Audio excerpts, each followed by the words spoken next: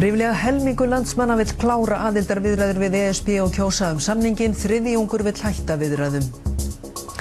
Ríflega helmingur þjóðarinnar vill að aðildarviðræður við Evrópusambandið verði kláraðar og samningurinn settur í þjóðaratkvæðagreiðslu. Þriðjungur landsmanna vill hins vegar draga umsóknina til baka. Höskuldur Kári Schram segir frá.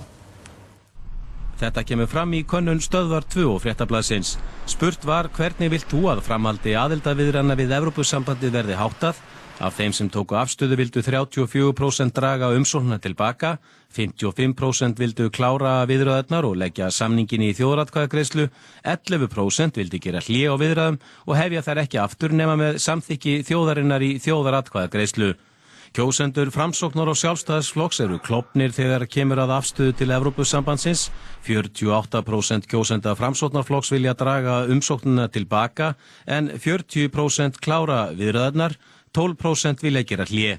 Hjá Sjálfstæðisflokknum er hlutfallið svipað, 46% vilja draga umsóknina til baka, 38% vilja klára viðræður en 16% gera hlé.